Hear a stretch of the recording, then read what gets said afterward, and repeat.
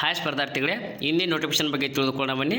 ಹಿಂದಿನ ನೋಟಿಫಿಕೇಶನ್ ಏನಂದರೆ central bank of ಇಂಡಿಯಾದಲ್ಲಿ ಖಾಲಿ ಇರುವ ವಿವಿಧ ರೀತಿಯ ನೇಮಕಾತಿಗಳನ್ನು ಕರೆದಿದ್ದು ನೋಡಿರಿ. Recruitment of foreign exchange officer in scale 3 ಒಳಗೆ ಮತ್ತು ಮಾರ್ಕೆಟಿಂಗ್ ಆಫೀಸರ್ ಇನ್ ಸ್ಕೇಲ್ 1 ಒಳಗೆ ಸ್ಪೆಷಲಿಸ್ಟ್ ಕ್ಯಾಟಗರಿ ಒಳಗೆ ಅಭ್ಯರ್ಥಿಗಳನ್ನು ಕನ್ಫರ್ಮ್ ಮಾಡಿದ್ದು ನೋಡಿರಿ. ಅಪ್ಲಿಕೇಶನ್ನ 20/1/2026ರಿಂದ ಪ್ರಾರಂಭವಾಗಿದ್ದು ಕೊನೆಯ ದಿನಕ್ಕೆ ಬಂದುಬಿಟ್ಟು 3/2/2026ವರೆಗೂ ಅಪ್ಲಿಕೇಶನನ್ನು ಆನ್ಲೈನ್ ಮೂಲಕ ಹಾಕೋಕ್ಕೆ ಅವಕಾಶ ಇರ್ತದೆ.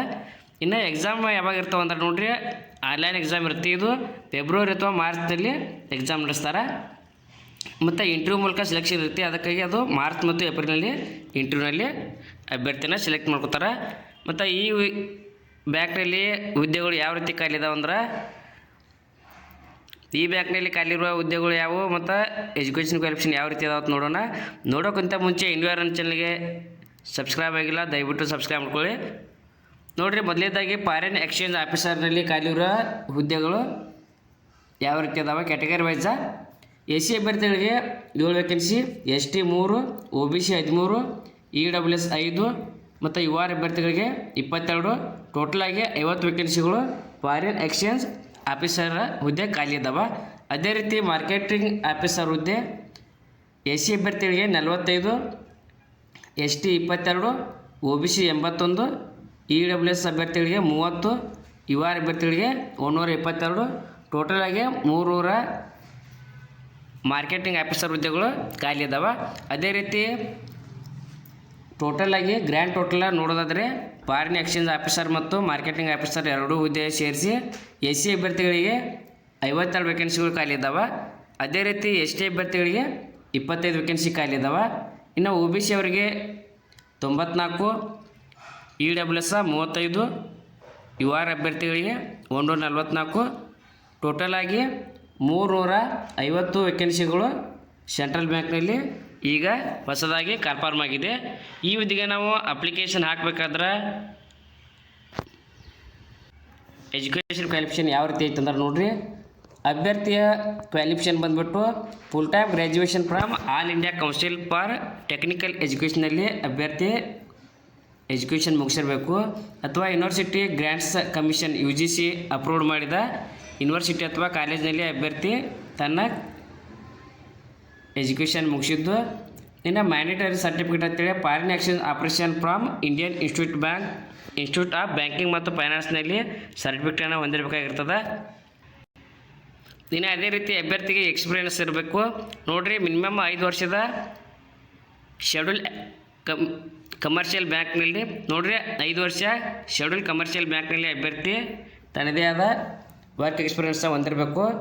ಮತ್ತು 3 ವರ್ಷ ಆದರೂ ಮ್ಯಾಂಡೇಟರಿಯಲ್ಲಿ ಇನ್ ಟ್ರೇಡ್ ಫೈನಾನ್ಸ್ ಅಥವಾ ಫೋರೆಕ್ಸ್ ಆಪರೇಷನಲ್ಲಿ ಅಭ್ಯರ್ಥಿ ತನ್ನದೇ ಆದ ಅನುಭವವನ್ನು ಹೊಂದಿರಬೇಕಾಗಿರ್ತದೆ. ಮತ್ತು ಈ ಹುದ್ದೆಗೆ ಅಪ್ಲಿಕೇಶನ್ ಹಾಕ್ಬೇಕಂದ್ರೆ ಏಜ್ ಲಿಮಿಟ್ ಯಾವ ರೀತಿ ಇತ್ತು ಅಂದ್ರೆ ನೋಡಿರಿ, ಮಿನಿಮಮ್ 25 ವರ್ಷದಿಂದ ಮ್ಯಾಕ್ಸಿಮಮ್ 35 ವರ್ಷದ ಒಳಗಿನ ಅಭ್ಯರ್ಥಿಗಳು ಈ ಹುದ್ದೆಗೆ ಅಪ್ಲಿಕೇಶನನ್ನು ಹಾಕ್ಬೋದಾಗಿರ್ತದೆ. ಇನ್ನು ಅದೇ ರೀತಿ ಮಾರ್ಕೆಟಿಂಗ್ ಆಫೀಸರ್ಗೆ ಹುದ್ದೆಗೆ ಇದು ಸೇಮ್ ಕ್ವಾಲಿಫಿಕೇಷನ್ ಆಗಿರ್ತದೆ. ಅಂದರೆ full time graduation from all council technical ಎಜುಕೇಷನಲ್ಲಿ ಮುಗಿಸಿರ್ಬೇಕಾಗಿರ್ತದೆ. ನೀವು ಎಕ್ಸ್ಪೀರಿಯೆನ್ಸ್ ಬಂದುಬಿಟ್ಟು ಅಭ್ಯರ್ಥಿಗೆ 2 ವರ್ಷದ ಎಕ್ಸ್ಪೀರಿಯೆನ್ಸನ್ನು ಹೊಂದಿರಬೇಕಾಗಿರ್ತದೆ. ಈ ಹುದ್ದೆಗೆ ವರ್ಕ್ ಎಕ್ಸ್ಪೀರಿಯೆನ್ಸ 2 ವರ್ಷ ಬ್ಯಾಂಕಿಂಗ್, ಫೈನಾನ್ಷಿಯಲ್ ಸರ್ವಿಸ್ ಮತ್ತು ಇನ್ಶೂರೆನ್ಸಲ್ಲಿ ಹೊಂದಿರಬೇಕಾಗಿರ್ತದೆ. ಇನ್ನು ಏಜ್ ಯಾವ ರೀತಿ ಇರಬೇಕಂದ್ರೆ ಮಾರ್ಕೆಟಿಂಗ್ ಆಫೀಸರ್ ಹುದ್ದೆಗೆ ನೋಡಿರಿ, ಮಿನಿಮಮ್ 22 ವರ್ಷ, ಮ್ಯಾಕ್ಸಿಮಮ್ 30 ವರ್ಷದ ಒಳಗಿನ ಅಭ್ಯರ್ಥಿಗಳು ಈ ಹುದ್ದೆಗೆ ಅಪ್ಲಿಕೇಶನನ್ನು ಹಾಕ್ಬೋದಾಗಿರ್ತದೆ. ಇನ್ನು ಅಭ್ಯರ್ಥಿಗಳಿಗೆ ಏಜ್ ರಿಲ್ಯಾಕ್ಸನ್ಸ್ ಕೂಡ ಅಪ್ಲೈ ಆಗ್ತದೆ. ನೋಡಿರಿ, ನೀವು SC ST ಅಭ್ಯರ್ಥಿಗಳಾಗಿದ್ದರೆ ನಿಮಗೆ 5 ವರ್ಷ ಏಜ್ ರಿಲ್ಯಾಕ್ಸನ್ಸ್ ಇರುತ್ತೆ. ಅದೇ ರೀತಿ ಅದರ್ ಬ್ಯಾಕ್ವರ್ಡ್ ಕ್ಲಾಸಸ್ ಆಗಿದ್ದರೆ ಅಂದರೆ OBC ಅಭ್ಯರ್ಥಿಗಳಿಗೆ 3 ವರ್ಷ, ಇನ್ನು PWBD ಅಭ್ಯರ್ಥಿಗಳಾಗಿದ್ದರೆ 10 ವರ್ಷ ಏಜ್ ರಿಲ್ಯಾಕ್ಸನ್ಸನ್ನು ಅಪ್ಲೈ ಮಾಡಿದ್ದಾರೆ. ನೋಡಿರಿ, ಈ ಹುದ್ದೆಗೆ ರೆಮ್ಯುನರೇಷನ್ ಯಾವ ಥರ ಐತೆ ಅಂದ್ರೆ ಪೋಸ್ಟ್ ವೈಸ ಸೀನಿಯರ್ ಮ್ಯಾನೇಜರ್ಗೆ ನೋಡಿರಿ 85,920ರಿಂದ 1,05,280 ರೂಪಾಯಿವರೆಗೂ ರೆಮ್ಯುನರೇಷನ್ ಸಿಗುತ್ತೆ. ಅದೇ ರೀತಿ ಅಸಿಸ್ಟೆಂಟ್ ಮ್ಯಾನೇಜರ್ ಹುದ್ದೆಗೆ ಬೇಸಿಕ್ 48,480ರಿಂದ 85,920 ರೂಪಾಯಿವರೆಗೂ ಸಿಗುತ್ತೆ. ಇನ್ನು ಸೆಲೆಕ್ಷನ್ ಪ್ರೊಸೆಸ್ ಯಾವ ರೀತಿ ಇತ್ತು ಅಂದ್ರೆ ಈ ಹುದ್ದೆಗಳಿಗೆ ನೋಡಿರಿ, ಆನ್ಲೈನ್ ಟೆಸ್ಟ್ ಇರುತ್ತೆ ಮತ್ತು ಇಂಟರ್ವ್ಯೂ ಇರುತ್ತೆ. ಆನ್ಲೈನ್ ಟೆಸ್ಟ್ನಲ್ಲಿ ಪಾಸಾದ ಅಭ್ಯರ್ಥಿಗಳಿಗೆ ಇಂಟರ್ವ್ಯೂ ಮೂಲಕ ಸೆಲೆಕ್ಟ್ ಮಾಡ್ಕೊಳ್ಳಾಗ್ತದೆ. ನೋಡಿರಿ ಯಾವ ರೀತಿ ಟೆಸ್ಟ್ ಐತೆ ಅಂದ್ರೆ ಯಾವ ರೀತಿ ಸಬ್ಜೆಕ್ಟ್ ಅದಾವೆ ಮತ್ತು ಟೈಮಿಂಗ್ ನೋಡಿರಿ. ಮೊದಲನೇದಾಗಿ ಸ್ಟ್ರೀಮ್ ಅಥವಾ ಕ್ಯಾಟಗರಿ ಸ್ಪೆಸಿಫಿಕ್ ಕ್ವಶನ್ಸ್ ಇರ್ತವೆ. ಅದು 70 ಕ್ವಶನ್ಸ್ ಇರ್ತವೆ. ಮ್ಯಾಕ್ಸಿಮಮ್ 70 ಮಾರ್ಕ್ಸನ್ನು ಒಳಗೊಂಡಿರ್ತಿ. ಅದೇ ರೀತಿ ಬ್ಯಾಂಕಿಂಗ್, ಪ್ರೆಸೆಂಟ್ ಎಕನಾಮಿಕ್ಸ್ ಸ್ಕ್ಯಾನರು ಮತ್ತು ಜನರಲ್ ಅವೇರ್ನೆಸ್ 30 ಕ್ವಶನ್ಸ 30 ಮಾರ್ಕ್ಸ್ ಇರುತ್ತೆ. ಟೋಟಲಾಗಿ ಟೈಮ್ ಬಂದ್ಬಿಟ್ಟು ಇದಕ್ಕೆ ಟೈಮ್ 60 ನಿಮಿಷವನ್ನು ಕಾಲಾವಕಾಶನ ಕೊಟ್ಟಿರ್ತಾರೆ. ಟೋಟಲಾಗಿ ಇದು 100 ಕ್ವಶನ್ಸ್ 100 ಮಾರ್ಕ್ಸನ್ನು ಒಳಗೊಂಡ ಎಕ್ಸಾಮ್ ಆಗಿರ್ತದೆ. ಮತ್ತು ಯಾವುದೇ ರೀತಿ ನೆಗೆಟಿವ್ ಮಾರ್ಕ್ ಈ ಎಕ್ಸಾಮ್ಗೆ ಇರುವುದಿಲ್ಲ. ನೋಡಿರಿ, ಕರ್ನಾಟಕದಿಂದ ಅಪ್ಲೈ ಮಾಡೋ ಅಭ್ಯರ್ಥಿಗಳಿಗೆ ಎಕ್ಸಾಮ್ ಸೆಂಟರ್ ಎಲ್ಲಿದಾವೆ ಅಂದ್ರೆ ಮೊದಲನೇದಾಗಿ ಬೆಂಗಳೂರು, ಧಾರವಾಡ, ಹುಬ್ಬಳ್ಳಿ, ಮಂಗಳೂರಿನಲ್ಲಿ ಎಕ್ಸಾಮ್ ಸೆಂಟ್ರನ್ನ ನೀಡ್ಯಾರ.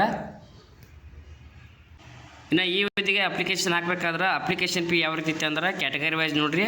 ಮೊದಲನೇದಾಗಿ SC, ST, PWBD ಮತ್ತು ವುಮೆನ್ ಅಭ್ಯರ್ಥಿಗಳಿಗೆ 175 ರೂಪಾಯಿ ಇಂಟಿಮೇಷನ್ ಚಾರ್ಜ್ ಅಂತೇಳಿ ಅಮೌಂಟ್ ಇರುತ್ತೆ.